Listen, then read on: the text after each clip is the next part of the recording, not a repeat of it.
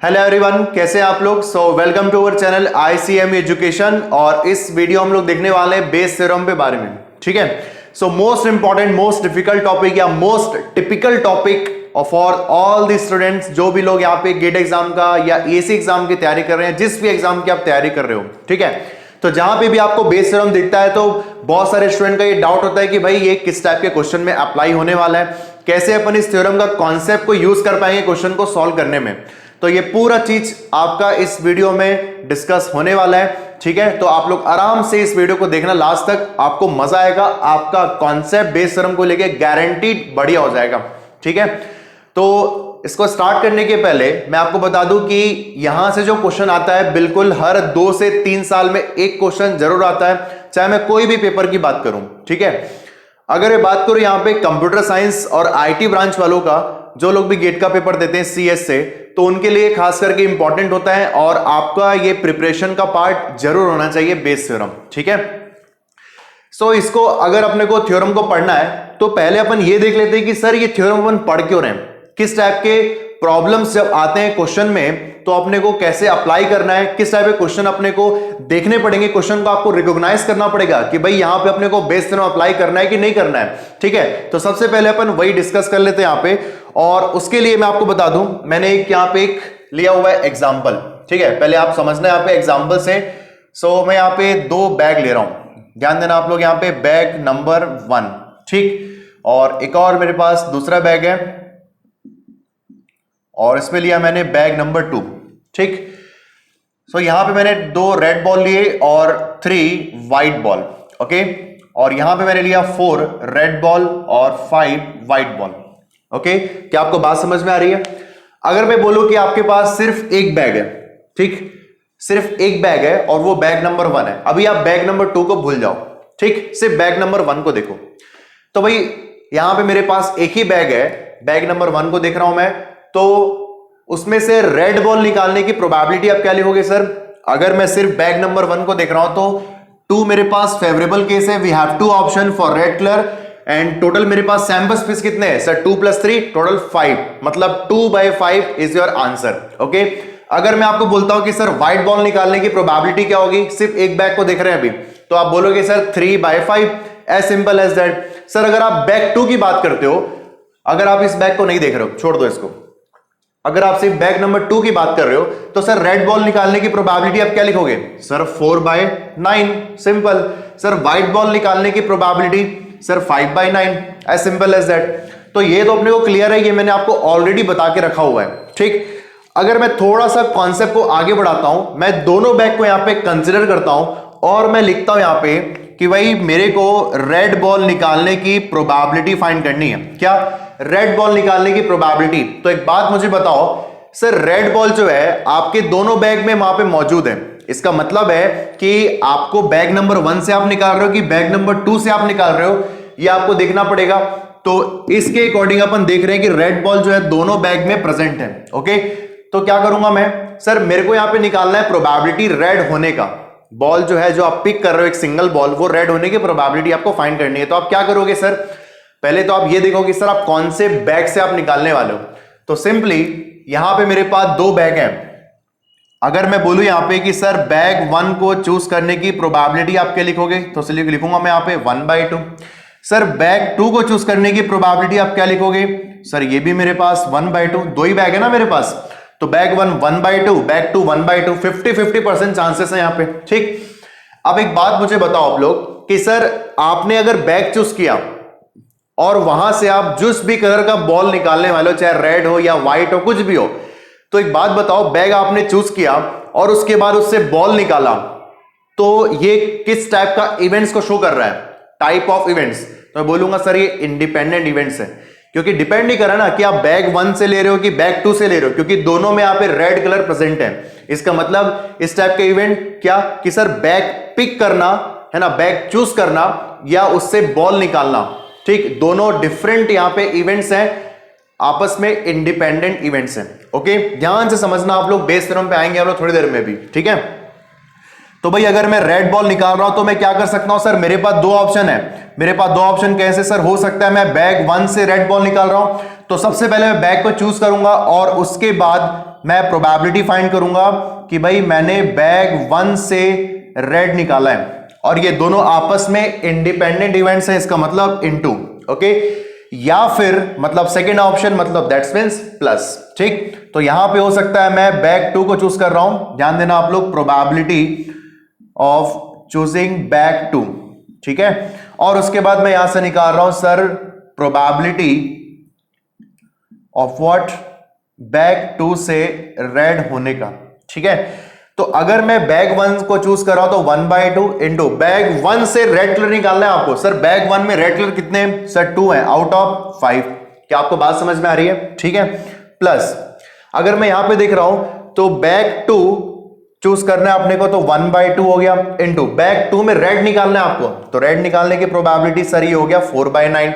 अगर मैं इसको आगे सॉल्व करता हूं तो ये हो जाएगा मेरे पास, ये हो जाएगा मेरे पास सर 1/5 प्लस 2/9। अगर मैं इसको आगे सॉल्व करता हूं तो ये हो गया 45 और ये 9 plus 10 how much sir 19 divide by 45 is your answer for choosing a red colour. समझ में आ रही बात यहां पे? तो ये एक पॉसिबिलिटी मेरे पास क्वेश्चन फ्रेम होने का, ठीक है। तो यहां पे आप क्या कर रहे हो कि प्रोबेबिलिटी जो आप फाइंड कर रहे हो रेड पिक करने का, उसमें आपने पहले बैग को चूज किया, बैग 1 बैग 2, और आपने यहां पे प्रोबेबिलिटी फाइंड किया जो कि टोटल प्रोबेबिलिटी था किसके लिए? सर रेड बॉल होने का, ठीक है। अगर मैं इसी डिस्कशन को आगे बढ़ाता हूं और मैं यहां पे लिखता हूं कि सर मेरे पास प्रोबेबिलिटी फाइंड करनी है रेड बॉल होने का, क्या लिखा हूं मैं यहां पे? रेड बॉल होने का when bag 2 is chosen, When bag 2 is chosen। अगर ये अपने को फाइंड करना है तो आप क्या लिखने वाले हो कि भाई यहां पे अपने को रेड बॉल होने की प्रोबेबिलिटी फाइंड करनी है, कब? जब मेरे पास बैग 2 चूज हो गया है। ये लिखा है ना मेरे पास बैग 2 इज चूजन। तो भाई इस टाइप का कॉन्सेप्ट के लिए मैं आपको क्या बताया था sir? Conditional probability. Conditional probability कैसे क्रिएट हो रही है कि सर दोनों बैग में रेड बॉल तो है लेकिन अपने को रेड बॉल ऑलरेडी चूजन है और उसमें अपने को बैग 2 अपने पास ऑलरेडी चूजन है और उसमें रेड बॉल निकालने की प्रोबेबिलिटी अपन फाइंड कर रहे हैं। तो अगर मैं इसका लिखता हूं, अगर मैं इसका फॉर्मूला लिखता हूं तो क्या होता है फॉर्मूला मेरे पास? Sir A by B is equal to probability of A intersection B divide by probability of B। यही आप लिखते हो, ये फॉर्मूला मेरे पास कंडीशनल प्रोबेबिलिटी का। तो अगर मैं इसको लिख रहा हूं यहां पे sir probability of red intersection bag 2 divided by probability of bag 2, ये आप लिखते हो यहां पे ऑलवेज, ठीक है। अब ध्यान दो, मैंने आपको थोड़ी देर पहले बताया था, बढ़िया पॉइंट बताया था कि सर बैग को चूज करना और बैग से बॉल को पिक करना, जिस भी कलर का आप निकालने वाले हो, तो ये दोनों आपस में क्या है? इंडिपेंडेंट इवेंट्स हैं। और आपको याद होगा जब भी मेरे पास A and B are independent events, जब भी मैं ऐसा लिखता हूं तो probability of A intersection B को मैं क्या लेता हूं यहां पे? Probability of A into probability of B, ये लेता हूं मैं यहां पे, ठीक। और इसी फॉर्म को मैं यहां पे यूज करने वाला हूं, तो ये हो गया probability of R into probability of what?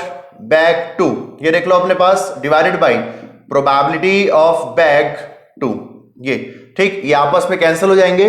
Concept देखना है यहाँ पे कैसे बिल्डअप होने वाला आपका बेस थ्योरम के लिए। और यहां पे आप क्या लोगे सर? Probability of R। भाई अपने को probability of red colour find करनी है, किसके लिए? बैग 2 चूज हो चुका है, तो बैग 2 पे जाओ और देखो कितने बॉल्स है सर। टोटल यहां पे मेरे पास सर 9 बॉल्स हैं और 9 में फेवरेबल केस कितने मेरे पास? रेड कलर कितने हैं सर? 4। तो ये हो गया मेरे पास आंसर 4/9। तो ये मेरे पास एक अलग ऑप्शन होता है कंडीशनल प्रोबेबिलिटी से सॉल्व करने का, ठीक। अब मैं आपको क्या बोल रहा हूं कि सबसे पहले मैं बोला कि एक बैग है, रेड व्हाइट निकालने की प्रोबेबिलिटी आप ऐसे ही फाइंड कर सकते हो, एकदम सिंपल सा, ठीक।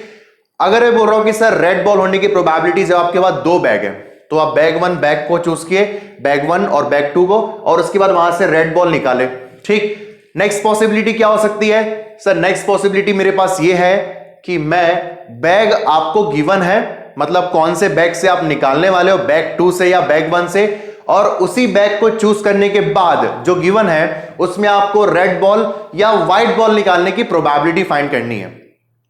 सो इतना अपन कॉन्सेप्ट ना मेरे जितने भी प्रीवियस वीडियो ऑलरेडी अपन कर चुके हैं। सर बेस थ्योरम कैसे होगा?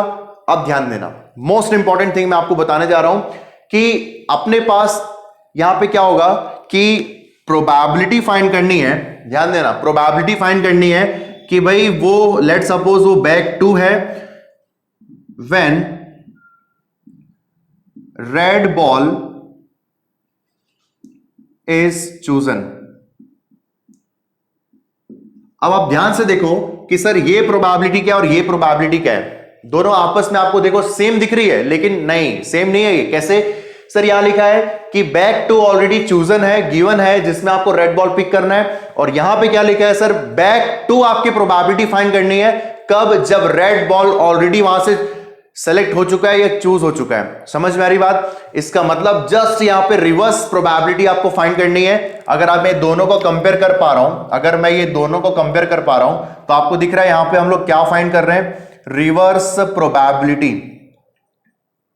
रिवर्स प्रोबेबिलिटी ये अपन यहां पे फाइंड करने वाले हैं, और इसी कैलकुलेशन को फाइंड करने के लिए, इसी टाइप के कैलकुलेशन को फाइंड करने के लिए, या इस टाइप के क्वेश्चन को फाइंड करने के लिए हम लोग यूज करते हैं यहां पे क्या सर, बेस थ्योरम। क्या आपको बात समझ में आ रही है? क्या क्या यूज करते हैं हम लोग यहां पे सर, बेस थ्योरम।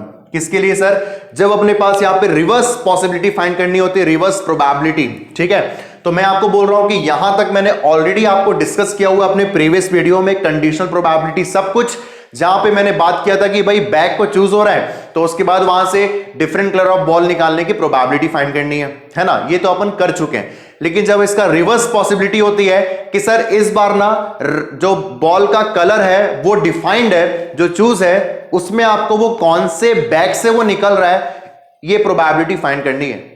और इसी कैलकुलेशन के लिए हम यूज करते हैं यहां पे Bayes theorem, the most important, most typical topic for all the students. तो आपको समझ में आ गया होगा यहां पे कि बेस थ्योरम अपने कहां पे यूज करना है। ठीक है, तो इसका कुछ एक डेरिवेशन वाला पार्ट है, कैसे इसके जो फॉर्मूला में अप्लाई हम लोग करते हैं, उसके लिए अपने को पहले एक कॉन्सेप्ट पढ़ना पड़ेगा, कॉन्सेप्ट ऑफ या थ्योरम ऑफ टोटल प्रोबेबिलिटी। ठीक है, तो हम लोग उसे डिस्कस कर लेते हैं। तो ये जो भी आपने यहां पे सीखा हुआ है इसको आप आराम से नोट कर लो। ओके, सो होप सो आपको समझ में आया होगा यहां पे कि बेस थ्योरम जो है कहां पे अपने को यूज करना है, किस टाइप के क्वेश्चन अपन कैलकुलेशन में यहां पे यूज करने वाले हैं। ठीक है, सो बेस थ्योरम का जो मेन फॉर्मूला होता है, कैसे हम लोग अप्लाई करते हैं क्वेश्चन पे, तो उसके लिए हम लोग को पहले पढ़ना पड़ेगा थ्योरम ऑफ टोटल प्रोबेबिलिटी। ठीक, अभी देखो यहां पे मैं एक सैंपल स्पेस डिजाइन कर रहा हूं, यहां पे ध्यान से देखना आप लोग, यहां पे मैंने एक सैंपल स्पेस यहां पे डिजाइन किया। ठीक है, ये, और ये सैंपल स्पेस को मैं यहां पे डिफरेंट इवेंट्स में डिवाइड करने वाला हूं या पार्टीशन करने वाला हूं। अभी आप लोग देखना। ठीक, कैसे? मैंने यहां पे लिया हुआ है set of events E1, E2, E3 और लास्ट En। ठीक है, is set to be partition of a sample space, और सैंपल स्पेस को शो करते हैं हम लोग कैपिटल एस से। ठीक है, तो ये मेरे पास क्या है sir, E1, E2, E3 up to En, तो ये पार्टीशन है। तो सबसे पहले मैं बोला कि भाई मेरे पास ये एक सैंपल स्पेस है। ठीक, और सैंपल स्पेस को हम शो करते हैं कैपिटल एस से, और मैंने वहां पे डिफरेंट टाइप के इवेंट्स यहाँ पे लिए हुए हैं, जिसको मैंने डिवाइड किया हुआ है सैंपल स्पेस को। ठीक है, जैसा आप देख सकते हो यहाँ पे E1, E2, E3 और लास्ट आप देखोगे यहाँ पे, तो मैं लास्ट चलो यहाँ पे लिख देता हूं सर, ये हो गया En। ठीक है, E1, E2, E3, E4 और भी आगे अपन जा सकते हैं। n नंबर ऑफ मैंने यहाँ पे इवेंट्स लिया और एक सेट बनाया और बोला कि भाई वो क्या है मेरे पास sir, partition of sample space है। ठीक है, तो यहां पे अपने पास ये बात निकल के आ रही होगी। अगर मैं इसको देखता हूं, अगर मुझे इसको डिस्क्राइब करना है, तो मैं क्या लिखने वाला हूं, सबसे पहला पॉइंट मैं लिखने वाला हूं कि यहां पे जो इवेंट्स हैं E1, E2, E3, E4 up to En। ठीक, तो जितने भी इवेंट्स आपको दिख रहे हैं क्या आपस में ज्वाइंट है? क्या नहीं, आपस में ज्वाइंट नहीं है, इसको हम लोग बोलते हैं डिसज्वाइंट इवेंट। और ये मैंने आपको बताया था कब सर, इंडिपेंडेंट इवेंट्स, याद करो इस चीज को, या फिर हम बोल सकते हैं उसको म्यूचुअली एक्सक्लूसिव इवेंट्स। क्या आपको बात समझ में आ रही है? ठीक है, और उसी के लिए मैं यहां पे देखो लिखने वाला हूं सर, E1, E2, E3 और En आर डिफाइंड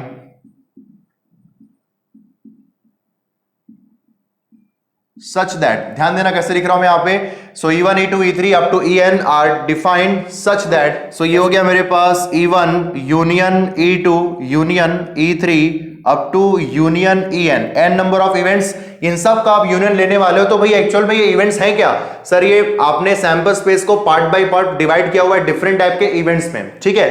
तो ये डिफरेंट टाइप के जो इवेंट्स होंगे इनका जो यूनियन होने वाला है वो यूनियन क्या होगा सर, एक्चुअली में सैंपल स्पेस बनेगा, ठीक। इसका मतलब मैं इसको क्या बोल सकता हूं कि सर जितने भी इवेंट्स यहां पे लगे हुए हैं E1 E2 और E3 अप टू En, ठीक, ये सब के सब इवेंट्स यहां पे क्या होने वाले हैं कि जब अपने पास डिफरेंट टाइप के इवेंट्स का जो सेट होता है और वो सेट आपस में यूनियन फॉर्म करते हैं और सैंपल स्पेस बनते हैं, तो उसको हम क्या बोलते हैं सर, म्यूचुअली एग्जॉस्टिव इवेंट्स। क्या आपको याद है कि मैंने आपको बताया हुआ है, तो इसको हम क्या बोलते हैं यहां पे, म्यूचुअली एग्जॉस्टिव इवेंट्स, ठीक। थोड़ा ध्यान रखना है यहां पे, थ्योरेटिकल पार्ट स्टार्ट हो रहा है इसका बेस थ्योरम का, पहले आपको ये पॉइंट्स पूरा प्रॉपर क्लियर होना चाहिए, उसके बाद आप अपन क्वेश्चन सॉल्व कर पाओगे, ठीक है। सो मेरे पास ये क्या है, म्यूचुअली एक्सक्लूसिव इवेंट्स हैं। अगर मैं यहां पे बात करता हूं सेकंड नंबर का, तो आप देखोगे कि आपस के जो इवेंट्स हैं, अगर मैं बात करूं E1 E2 का या E1 E3 का, या आपस के कोई भी दो इवेंट्स यहां पे डिसजॉइंट है, इसका मतलब है कि अगर मैं बात करूं यहां पे पेयर वाइज, ठीक है, पेयर वाइज EI और EJ, लेट सपोज मैंने I और J लिया हुआ है, तो 1 2 3 1 2 3 है ना, तो यहां पे बोल दो कि सर ये I और J की जो वैल्यू मेरे पास है 1 2 3 up to n number of events के लिए। तो अगर मैं बोलूं कि सर इनका इंटरसेक्शन क्या होगा, तो आप बोलोगे सर यहां पे आएगा 5, मतलब नल सेट। क्या आपको बात समझ में आ रही है? और इस टाइप के इवेंट को हम लोग क्या बोलते हैं सर, डिसजॉइंट इवेंट। क्या बोलते हैं इसको, डिसजॉइंट इवेंट, ठीक। चलो नेक्स्ट केस के ऊपर आगे बढ़ते हैं यहां पे। तो नेक्स्ट केस में यहां पे डिफाइन कर रहा हूं थर्ड नंबर केस मेरे पास ये है कि प्रोबेबिलिटी ऑफ EI, ठीक है, शुड बी ग्रेटर देन 0, मतलब कि यहां पे होना चाहिए non zero probabilities of occurrence, ये ठीक, मतलब सबकी यहां पे जो प्रोबेबिलिटी इवेंट्स की वहां पे नॉन जीरो नहीं थी, जीरो नहीं होनी चाहिए, ठीक है। तो इस तरीके से मैंने सैंपल स्पेस को यहां पे डिवाइड किया हुआ है डिफरेंट टाइप के इवेंट्स में, इसको हम लोग बोलते हैं partition of the sample space S, ठीक। तो ये तीन कंडीशन सबसे पहले आपके पास सेटिस्फाई होनी चाहिए। क्या क्या तीन कंडीशन है कि भाई मेरे पास ये एक म्यूचुअली एक्सॉस्टिव इवेंट होना चाहिए, सेकंड केस ये होना चाहिए डिसजॉइंट इवेंट, और थर्ड केस की बात करें तो इसकी प्रोबेबिलिटी जो है वो होनी चाहिए नॉन जीरो। तो ये मेरे पास तीन केस यहां पे प्रेजेंट है फॉर टोटल प्रोबेबिलिटी, जिसको मैंने सैंपल स्पेस को यहां पे डिफरेंट टाइप के इवेंट्स पे डिवाइड किया हुआ है, ठीक। अभी अपने को इसमें क्या बोलना है कि यहां पे अगर मैं बोलूं, एक छोटा सा मैं एग्जांपल लेता हूं, आपको सब समझ में आएगा, देखना अभी ध्यान से आप लोग। जैसे मैंने एक सिंगल डाई की बात कर रहा हूं, ठीक है, सिंगल डाई का अगर बोलोगे सर सैंपल स्पेस क्या होता है, तो आप बोलोगे सर 1 2 3 4 5 और ये 6, यही होते हैं मेरे पास सैंपल स्पेस। अब यहां पे बोला कि एक मेरे पास कोई इवेंट ए है जहां पे मोर देन 3 होने का प्रोबेबिलिटी फाइंड करना है। तो यहां पे एक बात बताओ सर, इवेंट ए में कैसे फीलिंग होगी सर, इवेंट ए में मोर देन 3 कौन कौन है सर, ये हो जाएगा 4, ये 5 और ये 6, ठीक। अगर मैं बोलूं यहां पे कि एक और मेरे पास इवेंट है, इवेंट बी है, और मैं बोलूं कि वहां पे इवन नंबर होने की प्रोबेबिलिटी आपको फाइंड करनी है, तो भाई इसका एक बात बताओ सर, इवेंट बी का मेरे पास आउटकम्स क्या क्या होंगे सर, ये हो जाएगा 2 4 और ये 6, ठीक। अब मैं आपको बोल रहा हूं कि किसी क्वेश्चन में आपको ये सब गिवन है और उस क्वेश्चन में लिखा हुआ है कि आपको प्रोबेबिलिटी फाइंड करनी है सर, किसके लिए सर, प्रोबेबिलिटी फाइंड करनी है 5 होने का। क्या आपको बात समझ में आ रही है? तो ये 5 होने की प्रोबेबिलिटी आप क्या देखोगे सर, ये इवेंट ए यहां पे अकर हो रहा है, ये क्या शो कर रहा है, अकरेंस ऑफ इवेंट ए। क्या शो कर रहा है ये मेरे पास, occurrence of event A. Sir कैसे यहां पे, क्योंकि आप देखोगे जो आउटकम आपको दिख रहा है 5 होने का, वो इवेंट ए और बी दोनों में सिर्फ ए में प्रेजेंट है यहां पे। क्या आपको बात समझ में आ रही है? ठीक। अगर मैं आपको बोल रहा हूं कि सर एक इवेंट है मेरे पास और उसमें आपको 6 होने की प्रोबेबिलिटी फाइंड करनी है, 6 होने की प्रोबेबिलिटी, तो एक्चुअली में क्या हो रहा है मेरे पास कि जब 6 होने की जो प्रोबेबिलिटी यहां पे शो कर रहा है कि जो 6 मेरे पास है वो दोनों इवेंट ए और इवेंट बी दोनों में यहां पे प्रेजेंट है। तो मैं यहां पे क्या लिखूंगा, मैं यहां पे लिखने वाला हूं occurrence of event A and event B. ठीक, तो मैंने यहां पे क्या किया हुआ है कि डाइस का एक क्वेश्चन है, उसको मैंने दो इवेंट में डिवाइड किया हुआ है। तो इसी सैंपल स्पेस को अगर मैं देखूं तो यहां पे मैं सैंपल स्पेस को डिफरेंट इवेंट्स में यहां पे डिवाइड कर रहा हूं। तो अगर आप बोल रहे हो कि सर इवेंट E1 यहां पे अकर हो रहा है, तो एज ऑब्वियस यहां पे ये सैंपल स्पेस का ही पार्ट है।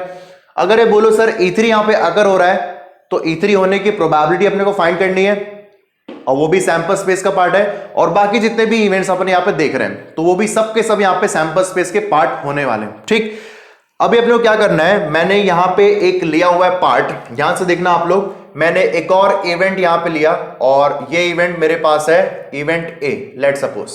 ठीक, और आप देख रहे होगे जो मैं इवेंट ए लेने वाला हूं, उस इवेंट ए को मैंने E1 E2 E3 up to En सबके साथ यहां पे ज्वाइंट किया हुआ है। तो ए जो इवेंट है वो भी एसोसिएटेड है सैंपल स्पेस से, और ये सैंपल स्पेस जो है ए और ई, ए E3 ए En ए E2 सबके साथ यहां पे ज्वाइंट इवेंट के फॉर्म में फॉर्म हो रहे हैं। ठीक है ना, क्या आपको बात समझ में आई? तो अगर मैं आपको बोलूंगा कि सर इवेंट E1 अकर हो रहा है, तो बट ऑब्वियस यहां पे बात क्या होगी, सर सैंपल स्पेस भी तो होने ही वाला है, क्योंकि सैंपल स्पेस का ही पार्ट है। अगर मैं आपको बोलूं कि सर यहां पे देखना अभी कि भाई 6 मेरे पास एक नंबर है, और 6 होने की प्रोबेबिलिटी आपको फाइंड करनी है। आपने यहां पे डाइस को थ्रो किया और आपको मिल गया यहां पे 6, तो आप क्या बोलोगे सर, आप बोलोगे डाइस को थ्रो करने पे आपका ट्रायल जो मिल रहा है आपको 6 मिल रहा है, तो आप बोलोगे सर इवेंट ए हो रहा है as well as event B भी हो रहा है। क्या आपको बात समझ में आ रही है?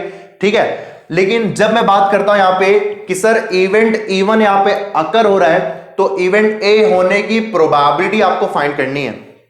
क्या आप कुछ रीड कर पा रहे हो कि यहां पे? ठीक है, तो यहां पे E1 अकर हो रहा है इवेंट, और उसी के बेस में आपको इवेंट ए होने की प्रोबेबिलिटी फाइंड करनी है। तो भाई आंसर क्या होगा? आप देख रहे हो कि दोनों इवेंट में इंटरसेक्शन है, इसका मतलब there must be a intersection. That means यहां पे कौन सा प्रोबेबिलिटी यूज करेंगे सर? डिपेंडेंट इवेंट्स की प्रोबेबिलिटी यहां पे आने वाली है। क्यों? क्योंकि इवेंट ए को अकर होने के लिए इंपॉर्टेंट ये है कि event E1 event E2 E3 या अप टू En कोई भी एक इवेंट एटलीस्ट अकर होना चाहिए। क्या आपको बात समझ में आई? क्यों सर? क्योंकि अगर एक इवेंट अकर होगा तो मैं बोल सकता हूं कि इवेंट ए भी वहां पे अकर हो सकता है, और उसी की अपने को प्रोबेबिलिटी फाइंड करनी है। ठीक है, तो एक डेरिवेशन वाला पार्ट है, आप ध्यान से देखना है यहां पे, इसको आप लोग पहले नोट कर लो। ओके, सो होप सो आप लोग इसको नोट कर लिए होंगे, आपको समझ में आया होगा।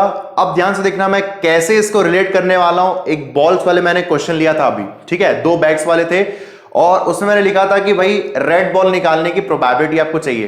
तो आपने क्या किया कि सर आपने ये सोचा क्वेश्चन को सॉल्व करने के पहले कि रेड बॉल जो है दोनों बैग में प्रेजेंट है। इसका मतलब आपको वहां पे बैग 1 या फिर बैग 2, या आपके पास 2 ऑप्शन है कि आप बैग 1 को चूज करके रेड बॉल निकाल सकते हो, या बैग 2 को चूज करके रेड बॉल निकाल सकते हो।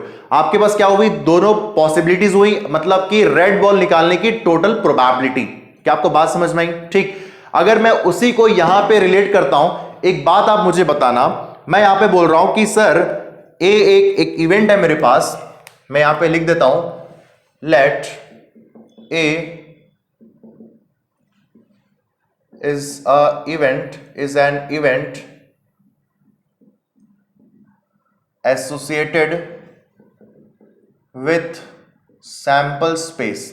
ठीक है, ध्यान से देखना आप लोग, बड़ा मजा आएगा, आपको रिलेट कर पाओगे अभी। तो इवेंट ए अगर मैं बोलूं यहां पे कि सर इवेंट ए की प्रोबेबिलिटी आपको फाइंड करनी है, ठीक है, तो सर इवेंट ए कैसे कैसे हो सकता है? अभी मैंने आपको एक्सप्लेन किया था कि सर पूरे सैंपल स्पेस में डिफरेंट टाइप के n नंबर ऑफ इवेंट्स हैं, E1 E2 E3 up to En। तो अगर आपको इवेंट ए को अकर करना है ना, हैपनिंग ऑफ इवेंट की बात करनी है, तो आप बोलोगे सर अगर मेरे पास इवेंट E1 अकर हो गया तो उससे ज्वाइंटली यहां पे डिफाइंड हो रहा है, एसोसिएटेड है इवेंट ए। अगर E1 अकर हो रहा है तो ए भी अकर होगा, क्योंकि कुछ पार्ट यहां पे ज्वाइंट फॉर्म में, यहां पे समझ में आ रही बात?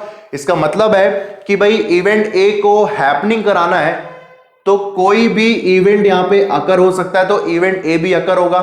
तो मैं यहां पे क्या बोल सकता हूं सर? मैं यहां पे लिख सकता हूं कि भाई प्रोबेबिलिटी ऑफ ए, आप देखने वाले हो क्या क्या पॉसिबिलिटी हो सकती है। याद करो बॉल्स वाले क्वेश्चन को, आपने बैग 1 को चूज किया तो रेड बॉल निकाला, तो दोनों यहां पे क्या होगा, यहां पे बैग चूज किया, रेड बॉल निकाला।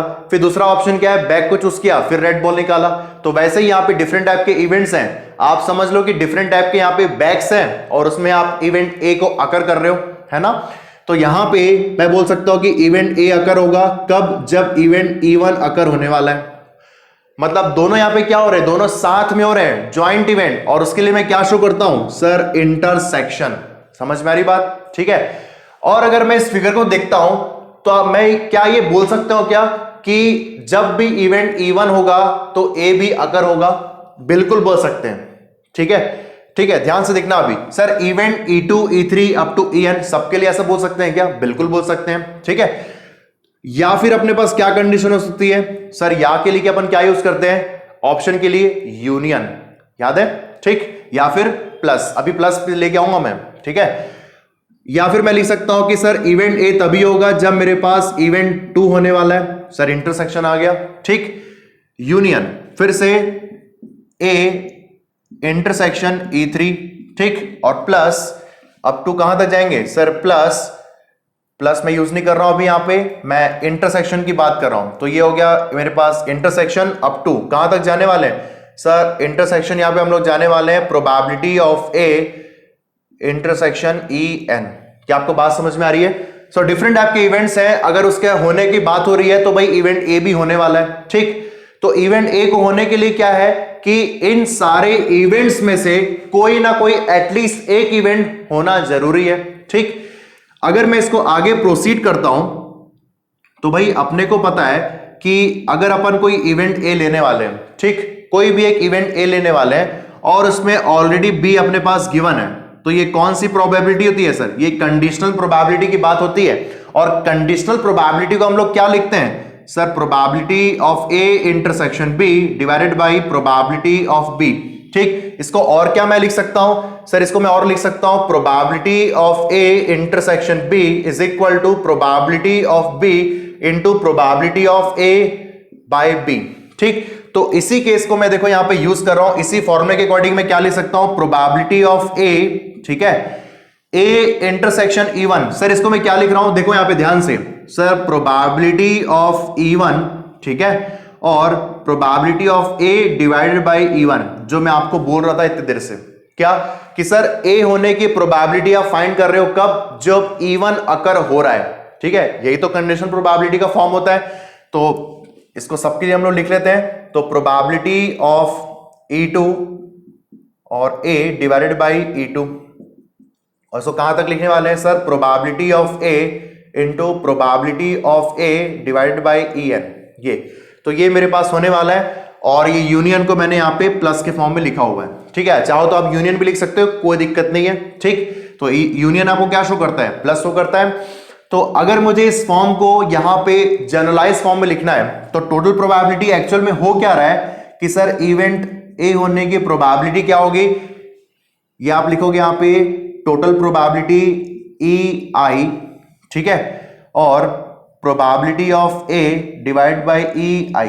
ये सर ये I यहां पे क्या है, तो देखो यहां पे क्या लिख रहा हूं मैं sir, summation of I is equal to 1 से लेके n, और इसी को हम लोग बोलते हैं इवेंट ए होने की पॉसिबिलिटीज। तो इवेंट ए होने की जो पॉसिबिलिटी है that is called total probability. जो आपने यहां पे अभी एक क्वेश्चन देखा था एग्जांपल, जहां पे मैंने बात किया था रेड बॉल पिक करने की प्रोबेबिलिटी, जहां पे आपने सारी पॉसिबिलिटी को लिया था, बैग 1 को भी लिया था, बैग 2 को भी लिया था, तो सेम एज इट इज यहां पे ए के निकालने की प्रोबेबिलिटी, ठीक है। अब यहां पे ये तो बात एक सिंपल है कि कोई भी एक इवेंट हो रहा है तो ए होने की प्रोबेबिलिटी हम फाइंड कर रहे हैं। अब मैं आपको क्या बोल रहा हूं कि बायस थ्योरम के अकॉर्डिंग एक रिवर्स पॉसिबिलिटी अपन फाइंड करते हैं, या रिवर्स प्रोबेबिलिटी अपन फाइंड करते हैं किसी भी क्वेश्चन का। सर वो कैसे, जस्ट मैं इसको अपोजिट करने वाला हूं। अब क्या बोलूंगा, देखो फिर से बोल रहा हूं सर, पहले आपने बोला कि event E1 E2 E3 En कोई भी एक इवेंट होगा तो ए होने की प्रोबेबिलिटी हम फाइंड कर रहे हैं। अब मैं आपको जस्ट इसका रिवर्स बोल रहा हूं, आप समझ गए होंगे क्या बोलने वाला हूं कि sir event A already occurred है, ऑलरेडी हैपेंड है, इसमें इवेंट E1 या E2 या E3 या फिर अप टू En के होने की पॉसिबिलिटी फाइंड करनी है। क्या आपको ये समझ में आया क्या? और इसी को हम लोग देने वाले हैं यहां पे बेस थ्योरम से। तो बेस थ्योरम को अप्लाई करने के लिए इंपॉर्टेंट ये है मेरे पास सबसे पहले कि टोटल प्रोबेबिलिटी का आपको आइडिया होना चाहिए, और टोटल प्रोबेबिलिटी का आइडिया कि ये 3 जो मैंने पॉइंट्स यहां पे लिखे हुए हैं ये सेटिस्फाइड होने चाहिए। ये 3 पॉइंट्स, क्या पॉइंट्स है मेरे पास? म्यूचुअली एग्जॉस्टिव, डिसजॉइंट इवेंट्स और non zero probabilities of occurrence. क्या आपको बात समझ में आ रही है? अब अपन आते हैं अपन एक्चुअल टॉपिक पे, दैट इज बेस थ्योरम। ठीक, तो ये मेरे पास था टोटल प्रोबेबिलिटी, जहां पे हम लोगों ने फाइंड किया कि कैसे इवेंट ए अकर हो रहा है, कि भाई इवेंट E1 के ए अकर हो सकता है, इवेंट E2 से ए अकर हो सकता है, इवेंट E3 से, कोई भी एक इवेंट के होने से इवेंट ए होने वाला है। क्या आपको बात समझ में आई? अब मैं इसका जस्ट अपोजिट बात करने वाला हूं according to Bayes theorem. Okay, इसको आप लोग आराम से नोट कर लो। सो चलो यहां पे हम लोग वापस से बात कर लेते हैं बेस थ्योरम के बारे में, जस्ट अपोजिट या रिवर्स प्रोबेबिलिटी। ठीक है, अब देखो इसका मैं फॉर्मूला लिखने जा रहा हूं आपके पास। मैं बोल रहा हूं कि सर प्रोबेबिलिटी फाइंड करनी है कि इवेंट, प्रोबेबिलिटी फाइंड करनी है इवेंट के अकर होने का, कब? जब मेरे पास इवेंट ए ऑलरेडी अकर्ड है। समझ में आ रहा है? तो यार इसको अगर मैं लिखना चाहूं तो मैं क्या लिख सकता हूं कि सर फाइंड करो मैं probability of happening of event E I. Sir ये आई क्या है बताइए, तो अभी बताऊंगा आपको मैं। ठीक है, तो आई आप समझ गए होंगे, डिफरेंट टाइप के इवेंट्स हैं, 1 2 3 अप टू n। ठीक, तो probability of happening of event E1 when event A is already occurred। क्या आपको बात समझ में आ रही है? ठीक, तो अगर मुझे इसको डिफाइन करना है तो I इज इक्वल टू हो गया 1 2 3 अप टू ये n। तो probability of E I divided by A, इसको आप लिखने वाले हो कि सर इतने सारे टोटल प्रोबेबिलिटी है मेरे पास, तो यहां पे क्या हुआ? P of A, that is total probability. ठीक, और उसमें आपको फाइंड क्या करना है? सर ई होने की प्रोबेबिलिटी जब ए ऑलरेडी अकर हो चुका है, तो यहां पे मैं लिखने वाला हूं प्रोबेबिलिटी ऑफ, देखो प्रोबेबिलिटी ऑफ ई आई, ठीक है, और probability of A divided by E I. कब? जब E1 अकर हुआ था, उस केस में ए होने की प्रोबेबिलिटी हमने फाइंड किया था। तो ये मेरे पास हो गया बेस थ्योरम के अकॉर्डिंग ये फॉर्मूला। ठीक है, अगर आप इसको और भी आगे लिखना चाहते हैं तो आप लिखेंगे यहां पे E of A divided by probability of E आई।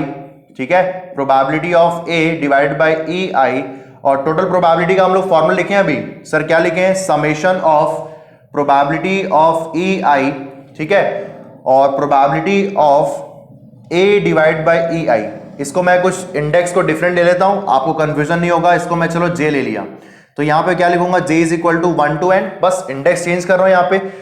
तो ये मेरे पास हो गया टोटल प्रोबेबिलिटी के फॉर्म में ये बेस थ्योरम, जहां पे हम लोग रिवर्स प्रोबेबिलिटी फाइंड करने पे जा रहे हैं। ठीक है, तो ये फॉर्मूला आप लोग नोट कर लो। अभी मैं आपके पास 2 या 3 क्वेश्चन लेने वाला हूं इस वीडियो में, तो आपको ये पूरा कॉन्सेप्ट बढ़िया हो जाएगा। बड़ा बेसिक क्वेश्चन है, और यहां से ना बेसिक क्वेश्चन ही आता है, आपको बस इस बेस थ्योरम को लगाने आना चाहिए। ठीक है, तो होप सो आप यहां पे समझ गए होंगे, और नहीं समझे ना कोई दिक्कत नहीं है, आप एक क्वेश्चन करो ना मेरे साथ, आपको मजा आएगा। ठीक है, सो अभी हम लोगों ने यहाँ पे बेस थ्योरम के बारे में देखा। ठीक है, और उसके फॉर्मूले हम लोग डिस्कस किए टोटल प्रोबेबिलिटी को यूज करके। ठीक, और ये टोटल प्रोबेबिलिटी कैसे कॉन्सेप्ट में आई, तो उसके लिए मैंने यहाँ पे एक सैंपल स्पेस लिया था जिसमें डिफरेंट टाइप के इवेंट्स मैंने लिए, E1 E2 E3 up to En। Okay, अब इसका अपन एक क्वेश्चन करते हैं। क्वेश्चन ना आपको मजा आएगा, बहुत बेसिक क्वेश्चन है, बहुत ही बेसिक लेवल का क्वेश्चन है ये। तो क्या लिखा है देखो, a person has undertaken a construction job. ठीक है, द प्रोबेबिलिटीज ऑफ 0.65, ये 0.65 जो प्रोबेबिलिटी आपके पास गिवन है, किसकी प्रोबेबिलिटी है? Sir there will be a strike. तो अगर मैं इसका सॉल्यूशन स्टार्ट करता हूं, ठीक है, तो यहां पे लिखा है कि probability at 0.65 that there will be a strike, 0.80 that the construction job will be completed on time if there is no strike, if there is no strike, किसके लिए? 0.80 के लिए, and 0.32 that the construction job will be completed on time there is a strike। ये क्या है मेरे पास यहाँ पे? 0.32 सब गिवन है मेरे पास। ठीक है, तो अपने को डिटरमाइन करना है, determine the probability that there the construction job will be completed on time. तो यार यहां पे बात क्या हो रही है? कि प्रोबेबिलिटी फाइंड करनी है अपने को कि construction job is completed on time. ठीक है, ये अपने को प्रोबेबिलिटी फाइंड करनी है। ठीक, तो यहां पे मैं क्या कर रहा हूं कि कंप्लीटेड का जो फॉर्म है इसको मैं यहां पे लिख रहा हूं सी, और यहां पे बात हो रही है स्ट्राइक के लिए, तो ये नोटेशन में आपको दे दी यहां पे, लेट सपोज ये एस है, तो ये नोटेशन को मैं यूज करने वाला इस क्वेश्चन पे। ठीक, सो ध्यान से देखना आप लोग कि प्रोबेबिलिटी आपको गिवन है यहां पे कि स्ट्राइक होने का, ये लिखा है ना, the probability are 0.65 that there will be strike, तो 0.65 है मेरे पास यहां पे स्ट्राइक होने का। अगर मैं बोलूं यहां पे कि स्ट्राइक नहीं है तो एस डैश या एस बार ये सब आप लोग लिखते हैं, तो कितना होगा सर, टोटल प्रोबेबिलिटी क्या होगी भाई, स्ट्राइक हो रहा है तो टोटल प्रोबेबिलिटी क्या होगी सर 1 होगी, उसमें से स्ट्राइक होने की प्रोबेबिलिटी 0.65 है, तो स्ट्राइक ना होने की प्रोबेबिलिटी क्या होगी सर 0.35, जल्दी से लिखो आप। ठीक है, उसके बाद आगे मेरे पास जो गिवन है कि the construction job will be completed on time, time पे तो कंप्लीट हो रहा है, पूरे क्वेश्चन पे कंस्ट्रक्शन जॉब के कंप्लीट होने की बात हो रही है, और इसमें दो तरीके की बात हो रही है। ध्यान से देखना क्वेश्चन क्या लिखा है, probability that construction job is completed, C for completed, when there is a strike, there is no strike और देयर इज स्ट्राइक, ये दोनों आपको यहां पे गिवन है। अगर आप क्वेश्चन पढ़ रहे हो, ये 0.80 that the construction job will be completed on time if there is no strike, no strike के लिए मेरे पास ये गिवन है 0.80, तो ये तो कंडीशनल प्रोबेबिलिटी हो गया ना। ठीक है, और मेरे पास गिवन है next condition, sir job complete तो हो रहा है लेकिन स्ट्राइक के साथ हो रहा है, तो आप देख सकते हो कि कितना है मेरे पास 0.32। अगर मैं दोनों को कंपेयर करता हूं, जस्ट एक जनरल केस की बात कर रहे हैं, तो आप दोनों कंपेयर करो ना कि अगर कोई काम आप कर रहे हो, कोई भी जॉब कर रहे हो, तो वहां पे अगर स्ट्राइक होगा तो काम टाइम पे खत्म होने की प्रोबेबिलिटी जो होगी वो ऑब्वियसली कम होगी ना, जहां पे स्ट्राइक नहीं हो रहा है। तो यहां पे देखो सर, स्ट्राइक नहीं हो रहा है तो काम कंप्लीट टाइम पे होने की प्रोबेबिलिटी ग्रेटर है जब स्ट्राइक हो रहा है उससे, समझ में आ रहा है, 0.80 इज ग्रेटर देन 0.32। आपको फाइंड क्या करना है सर, प्रोबेबिलिटी फाइंड करनी है कि जो जॉब है वो टाइम पे कंप्लीट हो, ये फाइंड करना है। तो एक बात बताओ ना आप सिंपल सा कि सर प्रोबेबिलिटी फाइंड करनी है जॉब के टाइम पे कंप्लीट होने का, तो भाई दो तरीके से हो सकती है सर, एक क्या कि एक टाइम पे कंप्लीट हो सकता है जॉब स्ट्राइक के साथ, और दूसरा विदाउट स्ट्राइक। ठीक है, तो ये दो पॉसिबिलिटी होगी मेरे पास, तो इसी के लिए मैं यहां पे यूज कर रहा हूं by theorem of total probability. ठीक है, ये यूज कर रहे हैं हम टोटल प्रोबेबिलिटी।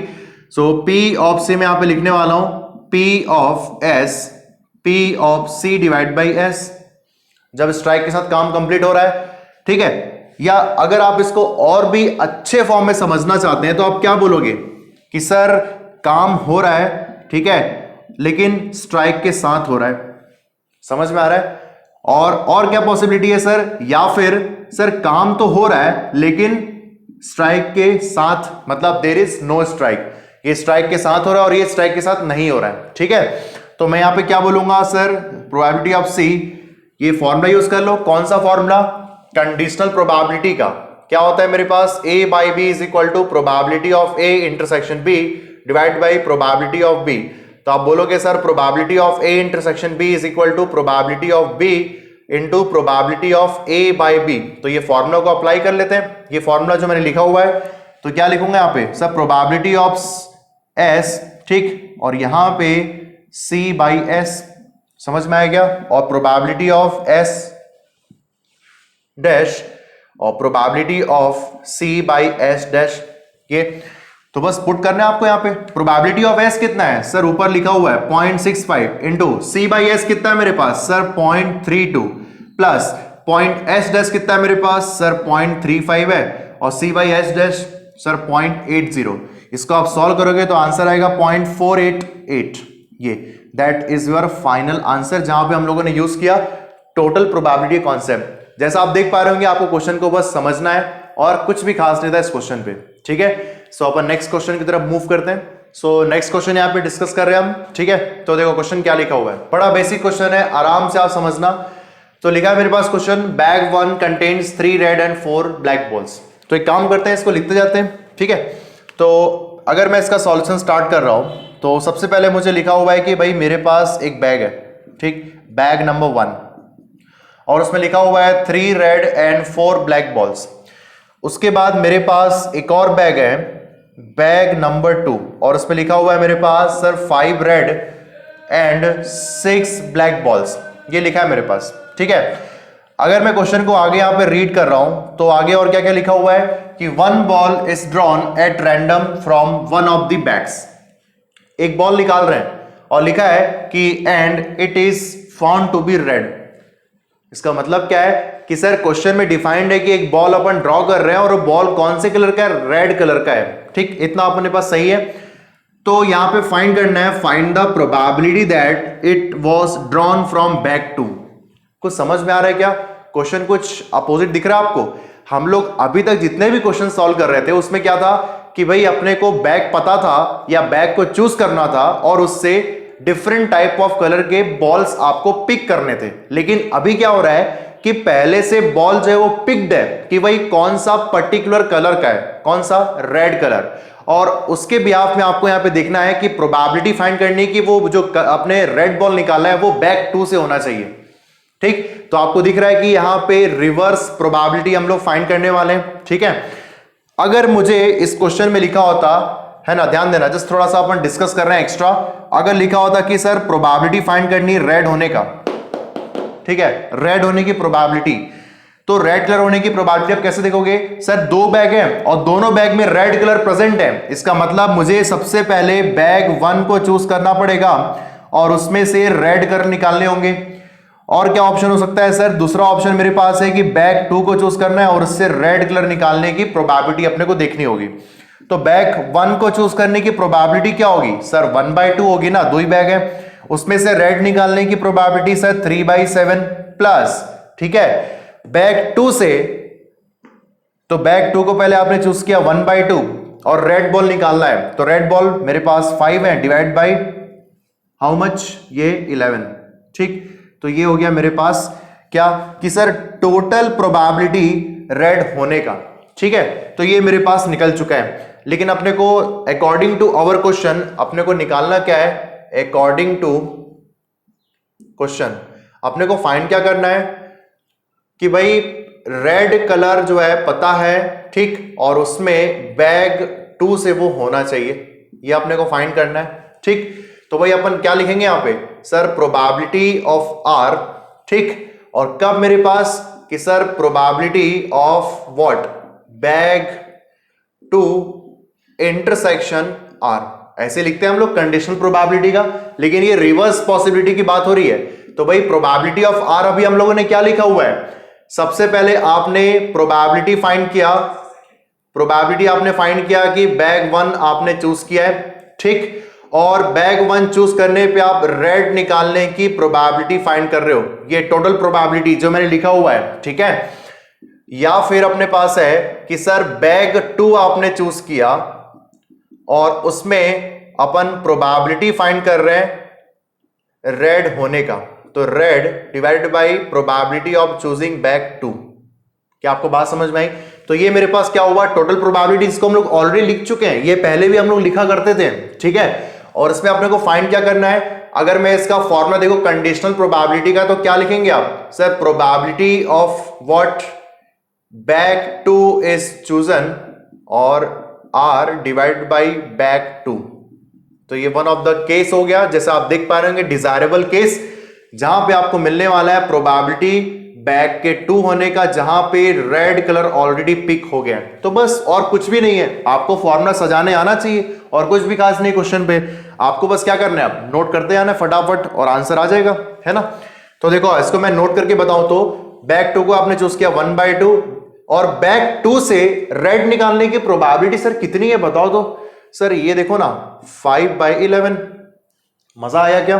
ठीक है। अगर मैं इसका टोटल प्रोबेबिलिटी देखता हूं तो अभी हम लोगों ने तो निकाला है, वो देखो लिखा हुआ है sir 1/2 into 3/7 plus 1/2 into second bag मेरे पास है 5/11।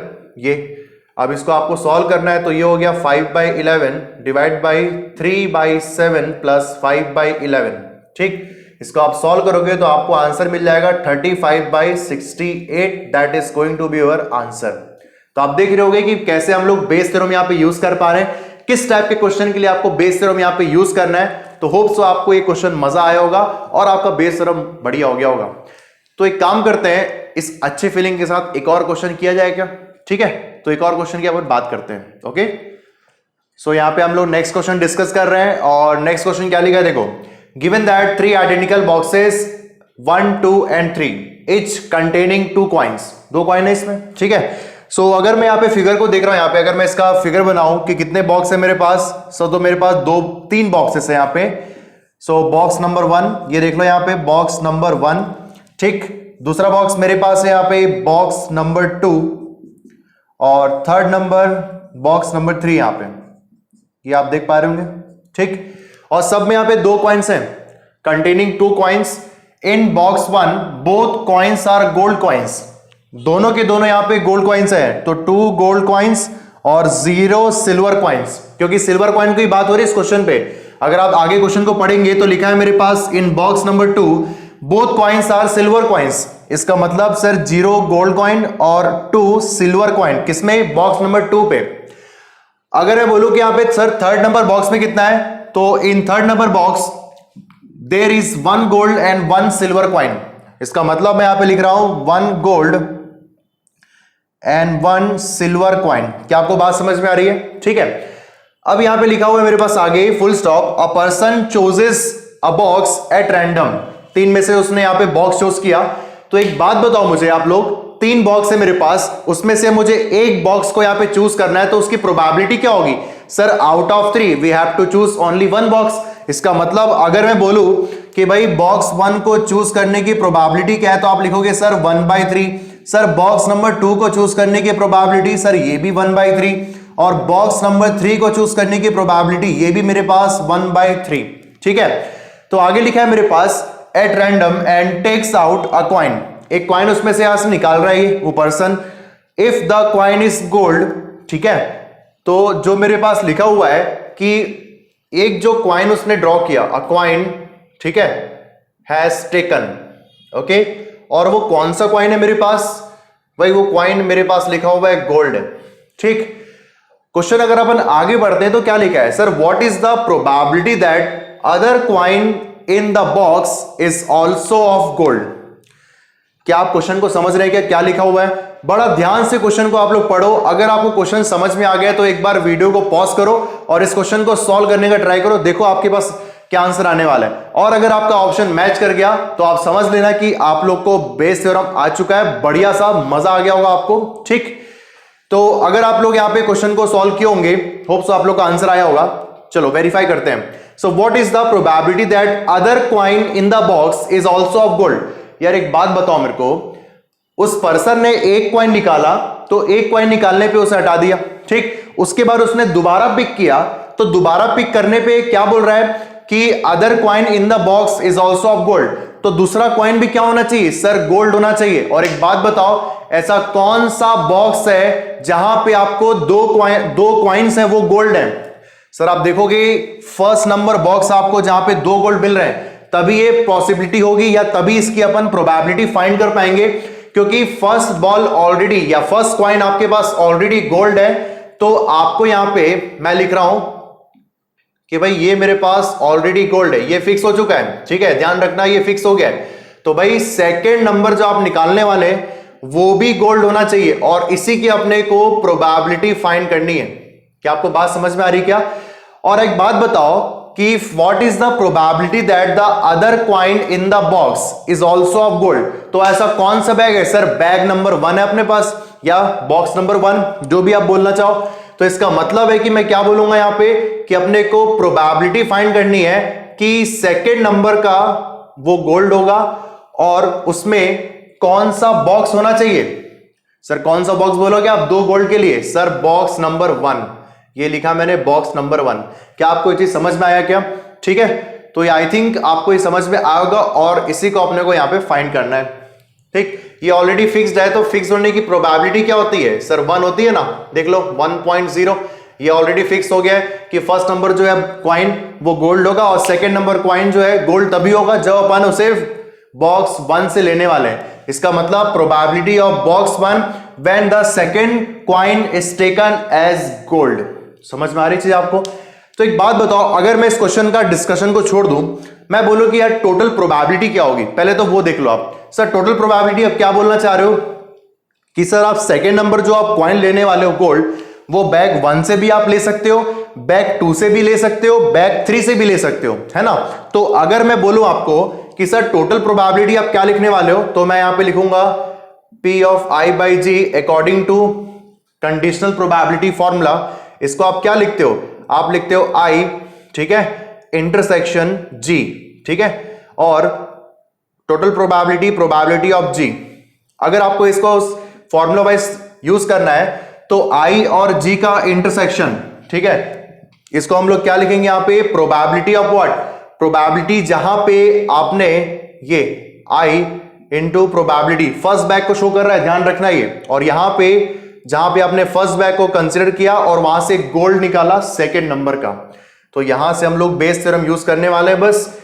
तो हो सकता है टोटल प्रोबेबिलिटी क्या हो कि भाई हो सकता है आपने बैग 1 से गोल्ड निकाला हो सकता है आप बैग 2 से गोल्ड निकाल रहे हो सकता है आप बैग 3 से गोल्ड निकाल रहे हो, तो पूरी पॉसिबिलिटी आप लेनी होंगी और जो अपने पास फेवरेबल पॉसिबिलिटी है वो क्या है, बैग 1 की बात करनी है, ठीक है। ये आई शो कर रहा है बैग 1 को, ठीक है। तो यहां पे मैं क्या लिखने वाला हूं, probability of G by I, ठीक, प्लस या फिर क्या हो सकता है ये सेकेंड नंबर और probability of gold from second number, ठीक, ये मैंने लिख दिया है, और या फिर अपने पास probability of third, that means gold of third box. ये पूरी पॉसिबिलिटी मैंने यहां पे लिख दी है। चलो फटाफट इसकी वैल्यू पुट करते हैं और आंसर लेके आते हैं, ठीक है। सो फर्स्ट बैग चूज करने की प्रोबेबिलिटी सर 1/3 अभी आपने बताया था, ठीक है। Probability of first bag has chosen for picking the gold, तो गोल्ड पिक करने की प्रोबेबिलिटी क्या होगी। एक बात बताओ ना कि आपके पास ये जो बॉक्स यहां पे है उसमें कितने गोल्ड हैं, सर 2 गोल्ड है ना मेरे पास, तो 2 गोल्ड है, तो उसमें गोल्ड निकालने की प्रोबेबिलिटी, इसका मतलब मैं लिखूंगा सर कि अपने पास 2 ऑप्शन है गोल्ड निकालने का और दोनों के दोनों गोल्ड है। क्या आपको समझ में आ रहा है क्या? अगर मैं आपको बोलूं कि मेरे पास एक क्वाइन है, एक सिंगल क्वाइन है और उसमें दोनों तरफ लगा हुआ है हेड और हेड, तो यार हेड होने की प्रोबेबिलिटी क्या होगी सर, 100% होगी ना, क्योंकि ये डाइस, अगर ये क्वाइन की अपन बात करते हैं तो क्वाइन में अगर दोनों तरफ हेड हो गया तो उसको हम क्या बोलते हैं सर, बायस्ड क्वाइन, ठीक है, ध्यान रखना। और बायस्ड क्वाइन दोनों तरफ सेम आपको दिखने वाला है, तो सिक्के को अगर अपन उछालते हैं तो उसमें जो भी अपने पास आता है, हेड आए या फिर नेक्स्ट वो भी हेड है, इसका मतलब कि हेड होने की पॉसिबिलिटी जो है वो 100% होने वाली है। समझ में आ रहा है? तो वैसे ही यहां पे ये गोल्ड में से आप गोल्ड निकाल रहे हो, दैट मींस 2/2 डिवाइडेड बाई यहां पे मेरे पास 1/3 इंटू 2/2, ठीक है, plus sir second number bag को चूज कर रहे हैं, 1/3 हो गया। सर उसमें सेकेंड नंबर में गोल्ड निकालने की probability, sir out of 2 we have 0 gold, देख लो अपने पास 0 गोल्ड है मेरे पास, है ना। सर थर्ड नंबर बॉक्स को चूज कर रहे हैं, तो 1/3 इंटू थर्ड नंबर बॉक्स से गोल्ड निकालना है अपने को, so out of 2 coins we have only 1 option to choose या टू पिक गोल्ड कॉइन, ठीक है। तो चलो इसको अपन सॉल्व कर लेते हैं। तो सॉल्व करने पे आपको दिख रहा है सर ये हो गया 1 डिवाइडेड बाई, ये अपने पास हो गया 1 प्लस, और यहां पे मेरे पास 1/2, ठीक, इसको सॉल्व किए तो आंसर आ गया मेरे पास 2/3, that is your final answer. तो आप देख रहे होंगे यहां पे कि बड़ा आसान सा क्वेश्चन है, इसमें आपको ये लॉजिक समझना था कि जो वो फर्स्ट क्वाइन को उसने जो पिक किया वो गोल्ड था, तो सेकंड नंबर भी गोल्ड होना चाहिए, लेकिन वो कब पॉसिबल होगा, जब हम लोग बॉक्स नंबर 1 पे आएंगे, क्योंकि बाकी 2 बॉक्स में एक में तो गोल्ड है ही नहीं और एक में तो एक ही गोल्ड है, तो पॉसिबिलिटी सिर्फ किसके साथ हो पाएगी, पॉसिबिलिटी सिर्फ अपने पास बॉक्स नंबर 1 के साथ होगी, that's why probability of I divide by G, मतलब फर्स्ट बॉक्स और इसमें अपन गोल्ड लेने वाले, समझ मेरी बात। तो ये आप देख सकते हो कि बेस थ्योरम कितना आसान है। अब ये मैंने 3 बेसिक क्वेश्चन आपको बताए इस वीडियो में, जब अपन नेक्स्ट वीडियो में मिलेंगे तो अपन गेट के क्वेश्चन या EAC के क्वेश्चन को लेके आएंगे, और जहां पे आपको मजा आएगा कि आराम से आपसे क्वेश्चन सॉल्व होने लगेंगे, बस आप इस वीडियो को बड़े प्यार से देखना, पूरे लास्ट तक आप देखे होंगे, मैं ऐसा उम्मीद कर रहा हूं। और कुछ लोग यहाँ पे जो मैंने डिराइव किया था बेस थ्योरम का जो फॉर्मूला था, उसको भी आप लोग कभी भूलना मत। जिस तरीके से मैं आपको डिराइव किया था, आपको दिखाया था कि बेस थ्योरम का फॉर्मूला टोटल प्रोबेबिलिटी से कैसे अपन रिलेट कर रहे हैं, कैसे उसका फॉर्म अपन लेके आ रहे हैं, तो उसको आप लोग कभी भूलना मत, क्योंकि वो कॉन्सेप्ट बनाएगा आपका बाकी क्वेश्चंस के लिए भी। अगर कुछ अदर टाइप के क्वेश्चन भी आ गए तो सॉल्व कर सकते हैं आप लोग, ठीक है। सो मिलते हैं हम लोग नेक्स्ट वीडियो में। Thank class, bye bye.